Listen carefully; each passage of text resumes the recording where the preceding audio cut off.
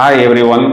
இந்த பதிவின் மூலம் வரக்கூடிய செப்டம்பர் மாதம் 2024 பலன்கள் என்ன, கிரக நிலைகள் என்ன, அதாவது சனி என்ற கிரகம் வக்ரமடைந்து சொந்த வீட்டில் இருக்கிறது. குரு வக்ரமடைய போகிறது. ரிஷபத்தில் தான் இந்த மாதம் முழுவதுமே இருக்கிறது. அங்காரகன் என்று சொல்லக்கூடிய செவ்வாய் மிதுனத்தில் இருக்கிறது. ஆடி மாதம் முடிந்தவுடன் சூரியன் கன்னியில் சஞ்சாரம் செய்கிறார். மாதத்துக்கு செகண்ட் ஹாஃபில் புதனும் அதே வீட்டுக்கு சொந்த வீட்டுக்கு வந்து விடுகிறார். சுக்கிரனும் சொந்த வீட்டுக்கு வந்து விடுகிறார். புதன், சுக்கிரன், சனி இந்த 3 கிரகங்களுமே சொந்த வீட்டில் இருக்கிறது. இந்த கிரக நிலைகளின் தாக்கம் ஒவ்வொரு ராசிக்கும் என்ன கொடுக்க போகிறது என்பதை மேலோட்டமாக ஜோதிட பலன்களாக மட்டும் எடுத்துக்கொள்ளாமல் நுணுக்கமாகவும் இவை என்னென்ன யோகங்களை கொடுக்கிறது என்பதை ஜோதிட ரீதியாகவும் கொஞ்சம் வழக்கம் போல் சுவாரஸ்யமாகவும் பார்க்க இருக்கிறோம். இந்த கிரக நிலைகள் உங்களது ராசிக்கு என்ன செய்ய போகிறது என்பதை எடுத்துக்கொள்வோம். மீன ராசிக்கு பலன் சொல்வதற்கு நான் வெகு நேரமாக காத்திருக்கிறேன். மீன ராசிக்கு பத்தர யோகம் என்ற ஒரு யோகம் இருக்கிறது. அது என்ன சார் பத்தர யோகம் என்றால், இங்கு புதன் என்ற கிரகம் 7ஆம் வீட்டில் ஆட்சியாக இருக்கிறது, உச்சமாக இருக்கிறது. பஞ்சமகா புருஷ யோகத்தில் இதன் பெயர் பத்தர யோகம் என்று வருகிறது. மேலும் இவர்களுக்கு பர்வத யோகம் என்ற ஒரு யோகம் இருக்கிறது. இது என்ன சார் பர்வத யோகம் என்றால், லக்னாதிபதியும் 12ஆம் வீட்டின் அதிபதியும் ஒருவருக்கொருவர் கேந்திரத்தில் வந்து அமர்வதற்கு பெயர் பர்வத யோகம். இதனால் இவர்களது தொழில் சார்ந்து இவர்களுக்கு ஒரு உயர் பதவிகள் என்பதும் உயர் அந்தஸ்து என்பதும் ஏற்படும். மீனராசியை பொறுத்தவரை 12ஆம் வீட்டில் சனி வக்ரம் என்பது இவர்களுக்கு ஒரு பிளஸ். இதனால் இவர்களுக்கு பலவிதமான பிரச்சனைகளிலிருந்து இப்பொழுது கொஞ்சம் மூச்சு விடக்கூடிய ஒரு காலகட்டம். வெளிநாடு சம்பந்தப்பட்ட விஷயங்கள், இவர்களது உடலில் குறிப்பாக முழங்கால், பாதங்கள் சம்பந்தப்பட்ட விஷயங்களில் ஒரு அபிவிருத்தி, அதாவது ஏதோ ஒரு மாற்று வைத்தியத்தின் மூலமாகவோ ஒரு மாற்று சிகிச்சையின் மூலமாகவோ இவர்களுக்கு அந்த நோய் என்பது கட்டுப்படும்.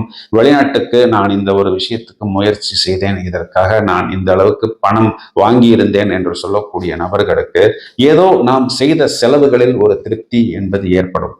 இந்த மாதம் இவர்களுக்கு 7ஆம் வீட்டில் இருக்கக்கூடிய புதன் நான் சொன்னது போல் அந்த பத்தர யோகத்தில் வந்து அமர்வதனால் ராசியை புதன் பார்க்கும் பொழுது இவர்களுக்கு மின்னல் வேகத்தில் புதிதான யோசனைகள் என்பது வரும்.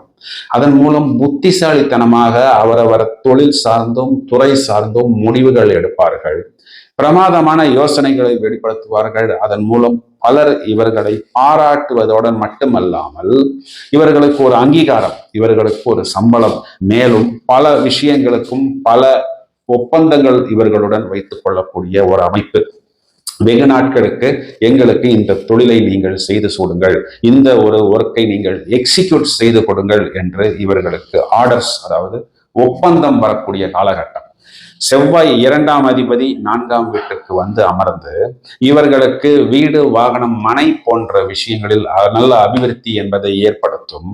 9ஆம் அதிபதி செவ்வாய் 10ஆம் வீட்டை பார்ப்பதும் 10ஆம் அதிபதி செவ்வாய் 9ஆம் வீட்டை பார்ப்பதும் பார்வை பரிவர்த்தனை என்பது இந்த ராசிக்கு முதல் தரமான ராஜயோகத்தை கொடுக்கும். செவ்வாய் இங்கு 11ஆம் வீடு என்று சொல்லக்கூடிய லாபஸ்தானத்தை பார்ப்பது பாக்கியம், தொழில், லாபம், இந்த 3 விஷயங்களும் பூரணமாக அனுகூலமான பலன்களை கொடுக்கும். கொடுத்த வாக்கை காப்பாற்றுவார்கள். நிறைய கடன் வாங்கி இருந்தோம் என்று சொல்லக்கூடிய நபர்கள் கடனை அடைக்கக்கூடிய காலகட்டமாக இருக்கிறது. மேலும் 7ஆம் வீட்டில் இருக்கக்கூடிய கேது என்ற கிரகம் குருவின் பார்வையில், 6ஆம் அதிபதி 7ஆம் வீட்டுக்கு வந்தாலும் குருவின் பார்வையில், இதனால் பூரணமாக நல்ல பலன்களை இந்த புதன் என்ற கிரகத்தின் மூலமாக இவர்கள் எதிர்பார்க்க முடியும். ராசியில் இருக்கக்கூடிய ராகு என்ற ஒரு கிரகம் நமக்கு எந்த ஒரு விஷயத்தையும் வேகமாகவும் மிகவும் பிரம்மாண்டமாகவும் ஏற்படுத்தக்கூடிய ஒரு எண்ணங்களை உருவாக்கும். இவற்றை நாம் நல்ல விஷயங்களுக்காக, பாசிட்டிவான விஷயங்களுக்காக நாம் உபயோகித்துக் கொள்ள வேண்டும். அஷ்டமத்தில் சுக்கிரன் சொந்த வீட்டில் ஆட்சியாகிறது. இதனால் பொதுவாக ஆண்கள் பெண்களுடன் பழகும் பொழுது கொஞ்சம் கவனமாக இருக்க வேண்டும். குறிப்பாக குடும்பத்தில் இருக்கக்கூடிய வயதில் முதிர்ந்த பெண்கள், அவை சின்னம்மா, பெரியம்மா, அத்தை, மாமி போன்றவர்களாக இருக்கலாம். அவர்களுடன் பழகும் பொழுது ஏதாவது ஒரு விஷயத்தை அவர்கள் கேட்கும் பொழுது பதில் சொல்கிறேன் என்று கொஞ்சம் அவர்களை காயப்படுத்தாமல் இருப்பது புத்திசாலித்தனம். பிறகு சொல்கிறேன், யோசித்து சொல்கிறேன் என்று இவர்கள் லாவகமாக நகர்வதுதான் இவர்களுக்கு ஒரு நல்ல பெயரை ஏற்படுத்தி கொடுக்கும். புதிதாக ஒரு லேடியிடம் ஒரு இடம் வாங்குகிறேன் என்று வரும் பொழுது, நான் அன்னைக்கே அவ்வாறு சொன்னேனே, இன்னைக்கே அவ்வாறு சொன்னேனே என்று சொல்லாமல், எந்த ஒரு விஷயமாக இருந்தாலும் அதனை ஒரு பேப்பரில் எழுதி வைத்து ஒரு கமிட்மெண்டாக வைத்துக் கொள்வது புத்திசாலித்தனம். இந்த ஒரு விஷயத்தை மட்டும் நீங்கள் கவனமாக பார்த்துக் கொள்ளுங்கள். முடிந்தால் வெள்ளிக்கிழமைகளில் நீங்கள் மகாலட்சுமி வழிபாடு செய்வது, குறிப்பாக ஸ்ரீரங்கம் அல்லது ஸ்ரீவில்லிபுத்தூர் போன்ற தாயார் சந்நிதிகளுக்கு செல்வது வெள்ளிக்கிழமைகளில் நல்ல அபிவிருத்தி என்பதை ஏற்படுத்தி கொடுக்கும். குறிப்பாக தொழில், குடும்பம், தனம், வாக்கு, லாபம், பாக்கியம் இவை அனைத்துமே இந்த மாதம் முழுவதுமே உங்களுக்கு நல்ல அனுகூலமான பலன்களை கொடுப்பதற்கு தயாராக இருக்கிறது. இதனை நீங்கள் முழுவதுமாக உபயோகித்துக் கொள்ளுங்கள் நண்பர்களே.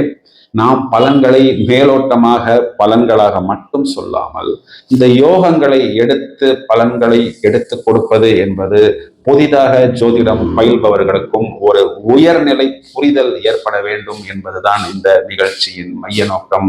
உங்களது நண்பர்களுக்கு, ஜோதிட ஆர்வலர்களுக்கு இந்த பதிவை நீங்கள் ஷேர் செய்யுங்கள். தொடர்ந்து இணைப்பில் இருங்கள். மேலும் பல அரிய நிகழ்ச்சிகள் தயாராகி கொண்டிருக்கிறது. வாழ்த்துக்கள்.